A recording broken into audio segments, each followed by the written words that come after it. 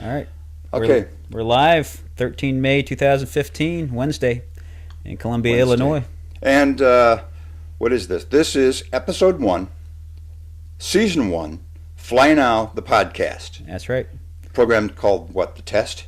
The test program. Yeah. Fly Now movie, Fly Now radio, just a Fly Now brand. The Fly Now brand. That's I right. like it. Yeah. And speaking of which, the first question I have on mind, Brian, this was more or less your brainchild, the Fly Now concept, something you came up with. Yeah.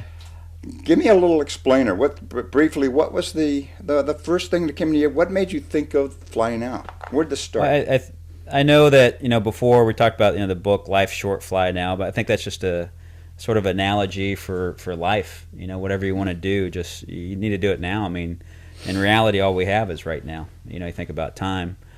Tomorrow may never come. I'm not trying to be morbid. It's just reality. Yesterday is already done.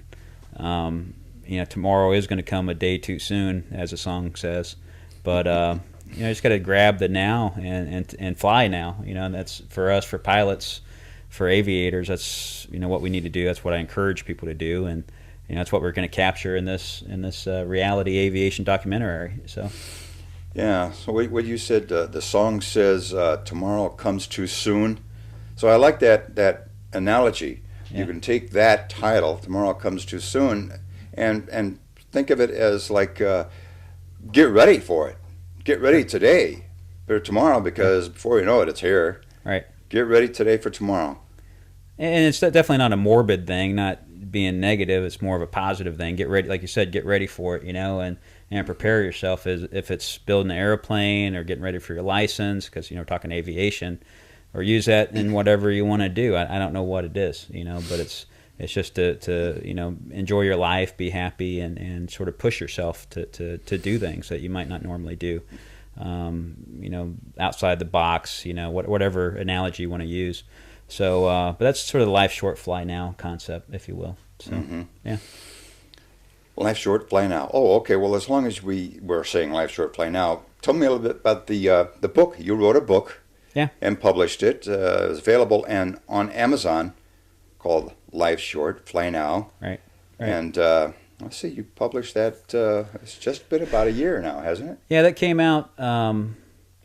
We published it through a different publisher, and it came out just around 4th of July of last year, 2014. And that was the first book I ever published. And it was more of a, I guess they put it in the self-help, spiritual category. And that was more of, I guess, my life story. I know you did the forward on it, and told about a story that we flew together up to Wisconsin, I guess the year or two before, in a Cessna that you had before, and a little experience we had in some decreasing weather, IFR.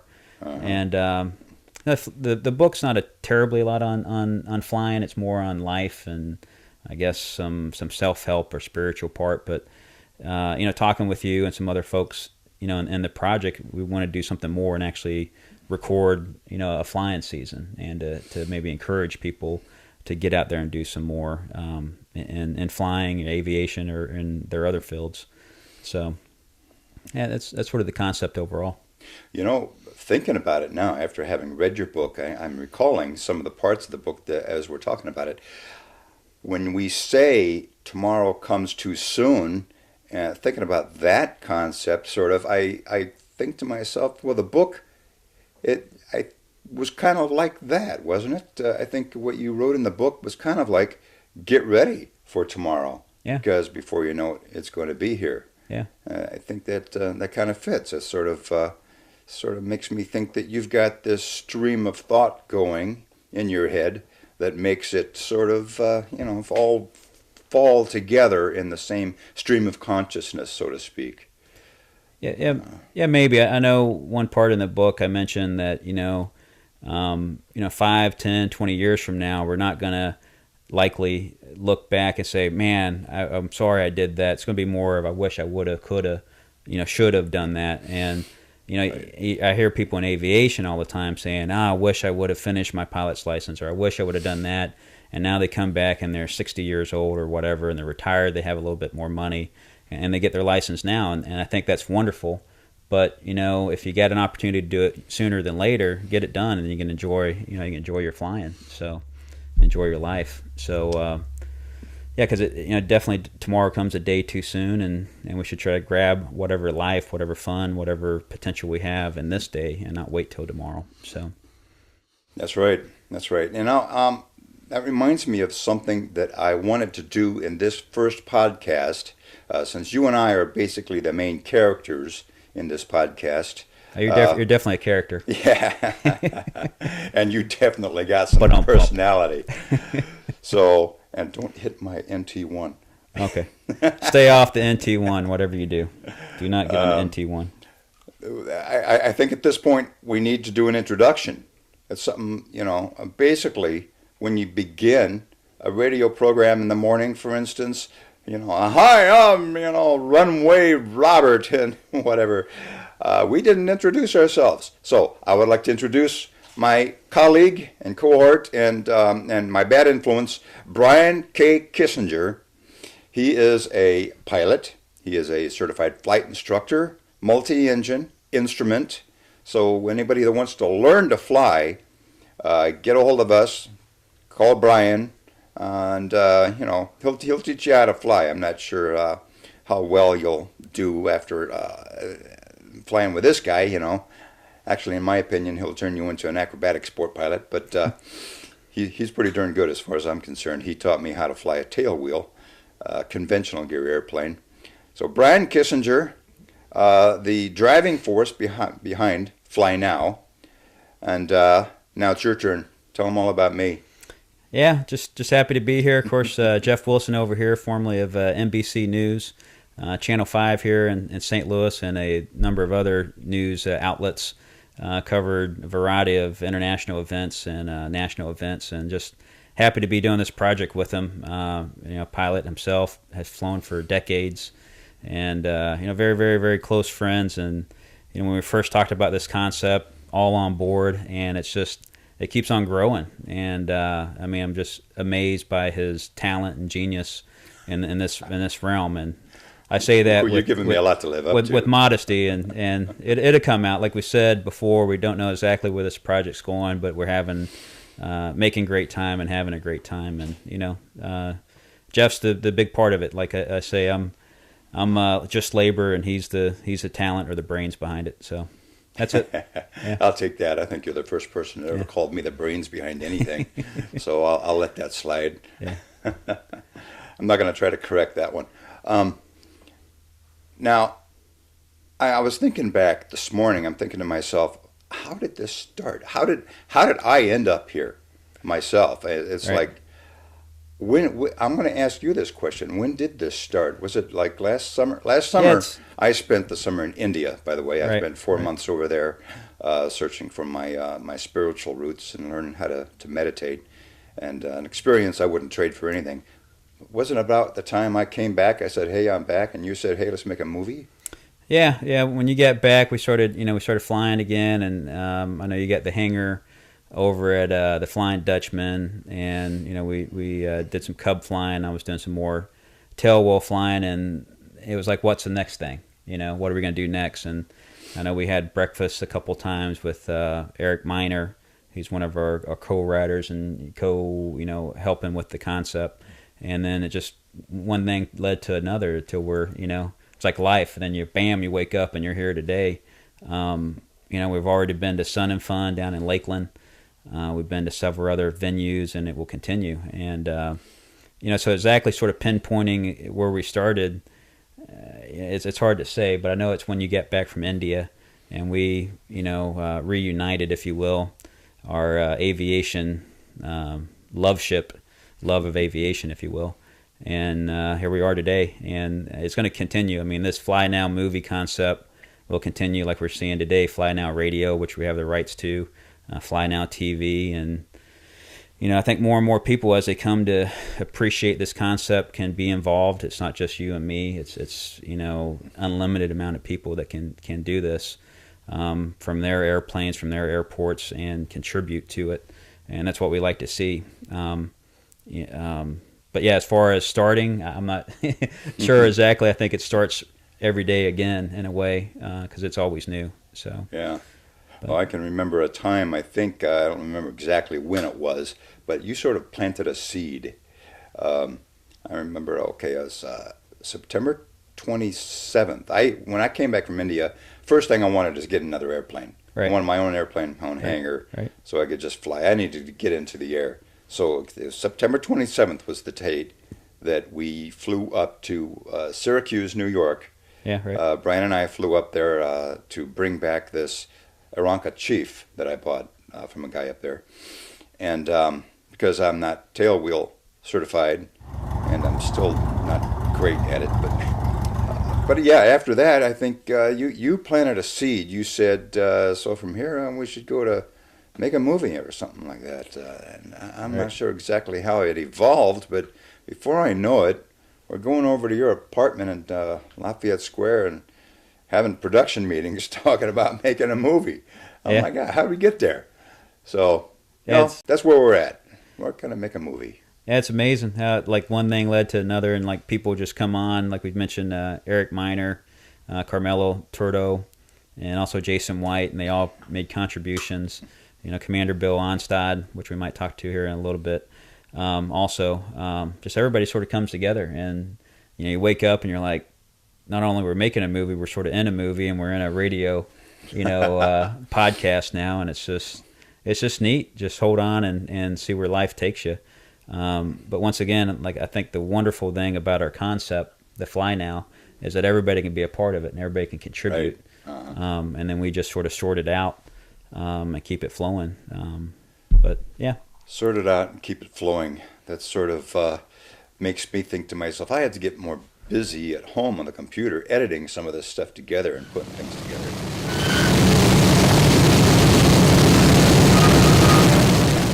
The different venues, going to different places, we're constantly searching for different things to do and different places to go. So if anybody knows of a fly-in or an air happening somewhere in the Midwest that you think that we might be able to fly out to, we'll set up a table and we'll do a live podcast, live on tape, as it were, a podcast. We're acting as this is real, this is live. Well, it is real, but as if it's live.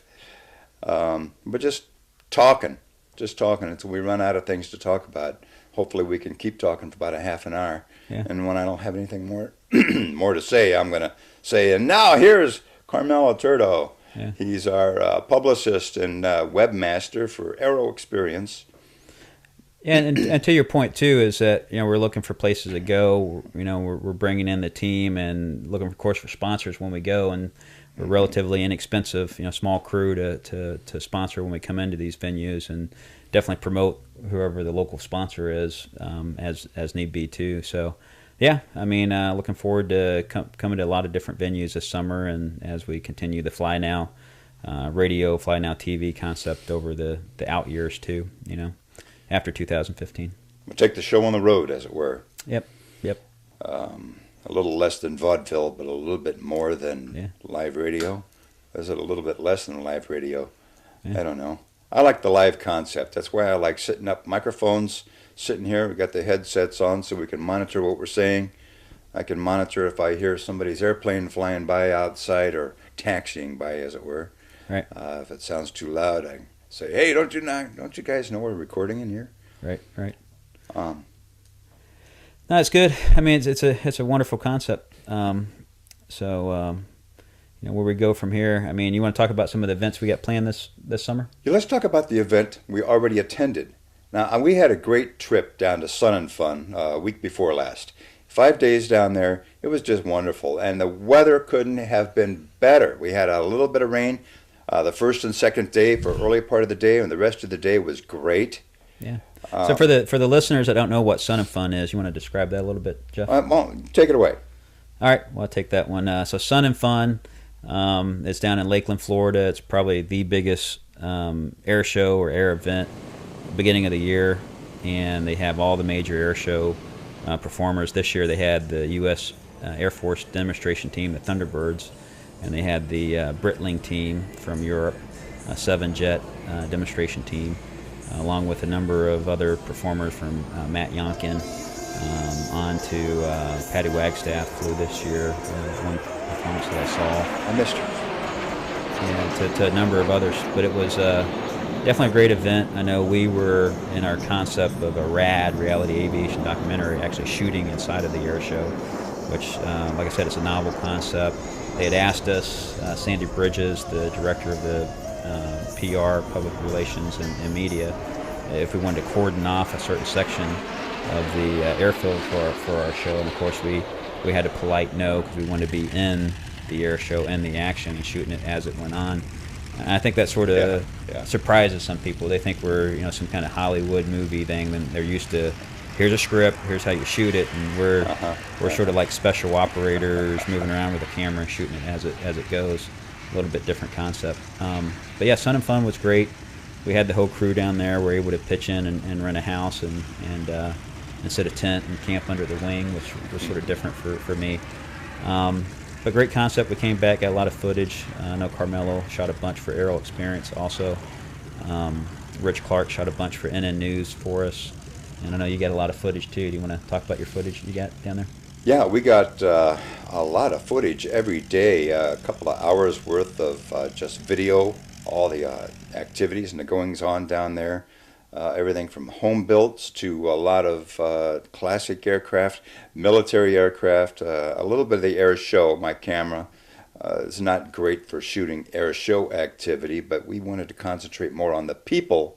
So we found some great people to talk to every day, interviews. For one, that I just, what did I do? Yesterday I put up a picture on Twitter of the P-51 pilot that was flying the CAF, Confederate Air Force, Doug Rosenthal, the Tuskegee P-51. Right.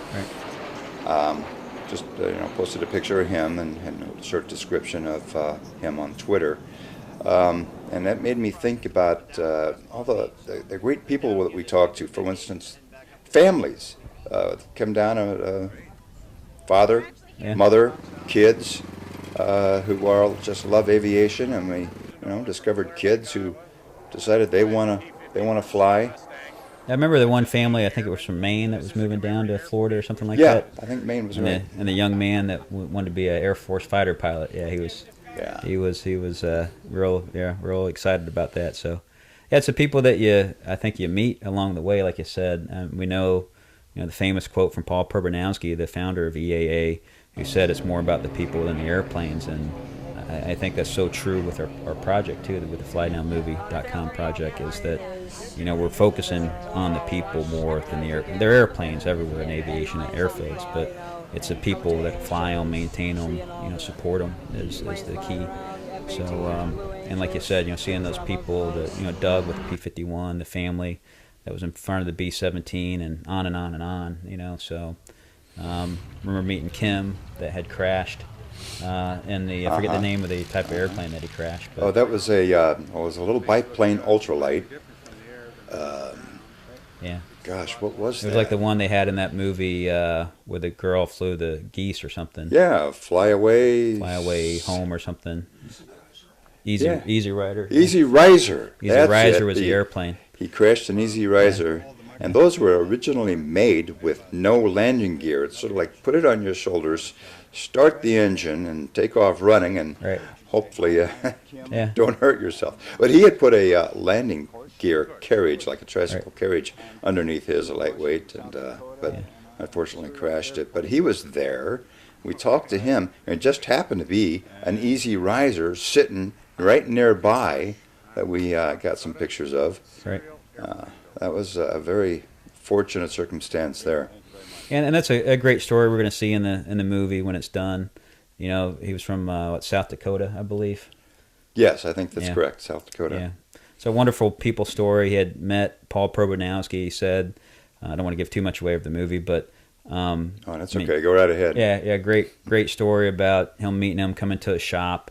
The great Paul, right? EAA founder, and Paul would do that. I mean, many of us in EAA, when Paul was alive, knew how humble and personable he was, and always riding around in his big red one, and everybody wave at him, "Hey, Paul," and he would go out and see the EAA chapters and help people. And we were talking about the baby Ace, and he had a good idea for a cockpit modification, stretches the cockpit, because back in the 50s the cockpits were all made for the size of the people then, and it's kind of small. Paul said there's a modification for the cockpit, it stretches it out for larger people, and he got me all interested in it, and I was really trying to pry the information out of him, and he was, well, so what is it, Paul? Come on, how do they do it? He says it's called a diet. All right. So anyway, so we had a good laugh out of that one. Yeah. Well, that makes me think of my Aeronca Chief. It's a 2-seat side by side, and it is today what we would call cozy. Right. Right. But back in the day, if you have a man and a woman in that airplane, the man's average weight was around 170, a woman maybe 120. Oh, sure. And it was just perfect back then. It may even be a little bit of space between each other's hips. Yeah. But, flying it nowadays, I'm right up against the door on one side, you're up against the door on the other side. Right, right. But that's all change. I think change, as we know, is the only constant, and we just got to flow with it. Yes, I think one of the greatest things about our FlyNowMovie.com project and other Fly Now projects is that we go with the change and we flow with it. We talk about flow a lot, or I talk about flow a lot, is just, I think, capturing that and capturing the people as the time changes, Yeah. And that might sound lofty or a higher concept, but that's sort of where it's at, Well, that's what we'll get into. We'll get into loftier and high concepts from time to time, and then we'll break ourselves down and laugh at ourselves for getting lofty and into high concepts. Yeah. Fly Now. This is the Fly Now podcast, Season 1, Episode 1. Titled, no more jokes. This episode titled The Test. The Test. We still going with that? The Test, yeah. Okay.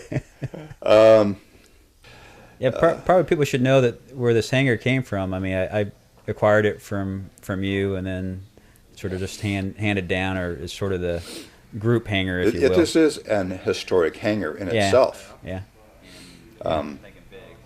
Bill, was it Bill Sullivan? What's his name? Bill. Sure what's Sullivan's first name's Bill, right? No. Charlie. Yeah, Charlie Sullivan. Charlie Sullivan. One of the founders of this airport, or one of the initial builders of the hangars in this airport. This was his hangar. Right. And then there was another guy that had it that kept the Beechcraft in here for a while. And he's an American Airlines pilot. And I bought it from him because he hadn't used it for years.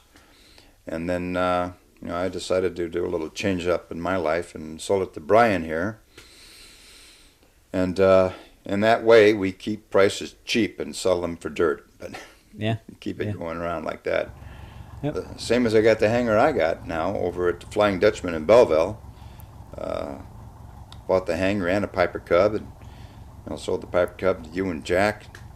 Kept the hangar. Got my Chief over there now. Where are we going with this? Nowhere. We can stop right there. And pick Stuff up on the walls. Stuff on the walls. No, we can't stop yet. There's one more thing I wanted to talk about. Oh, we were driving down to Sun and Fun. Brian and here were driving together. We were going to fly down there, but the weather was just too bad to fly our aircraft. I want to talk a little bit about the Pietenpol. Now, the Fly Now movie, the whole concept, I should have gotten to this earlier in the podcast perhaps, but the concept is more or less Petey, the Pietenpol, flying around. It's one magical day of flying in Petey the Pietenpol. Right. And we're going to put the movie together sort of as it happens in one day. But we're taking, the whole summer to shoot it into various locations around the Midwest and everywhere from Sun and Fun in Lakeland, Florida, up to Oshkosh, the Air Venture in Oshkosh, in the end of July. But this Pietenpol, tell me about Petey the Pietenpol. You started that project, I believe. Well, yeah, I don't know if I started it, but the project years ago was Art Holloman's, And Art was a WW2, World War II fighter pilot. And towards the end of the war, he's from Arkansas. And he built this airplane originally, a Pietenpol GN1 version, so a little bit bigger, longer. And he flew it for many years. It took him 6 years, I believe, to build it. Flew it for more than 6. And then when he was in his 70s, he unfortunately crashed it. Woke up in the hospital a couple months later.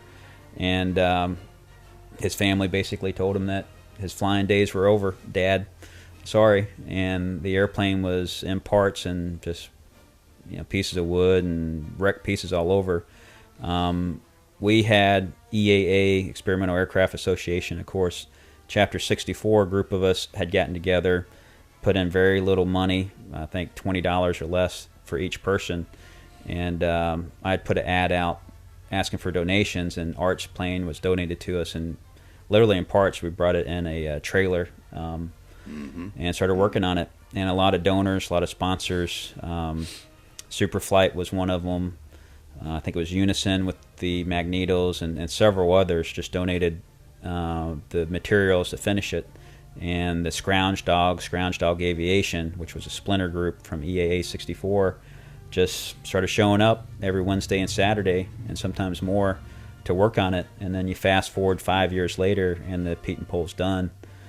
We have it signed off when we're flying it. And as you said, Jeff, our concept is to sort of, get Petey, the Pietenpol, one ideal flying day, and who she meets throughout that day, and the people that are flying it and maintaining it. So. Well, that reminds me of the first flight on checkout after Frank checked it out, and we were trying to start the engine. I got video of us starting the engine, 3 of us.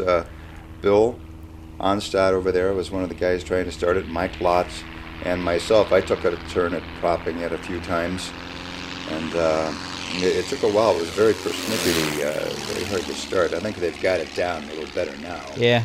But a lot of those old Continental engines can be a little bit tough until you get the procedure down, and they get broken a little bit. That made me think of it as a woman. I think we're all gonna be like that a little bit, So right. It's a great airplane. It's a pleasure to fly. I think we got most of the kinks worked out of it now, so it's flying better than it has. And there's a lot of stories to tell there. There was another story about an off-field landing, but that's for another day. We're just about out of time. I've been looking at the clock over there on the wall. Yep. So, with that, ladies and gentlemen, children of all ages, I think we're going to sign off this podcast, episode 1 of season 1, entitled The Test. Yep. Have Good a great day. day. From the lover of all things aviation to all those who feel the same, have a wonderful day. BK out. Roger that. Okay. Would you hit the record button for me? Thank you very much.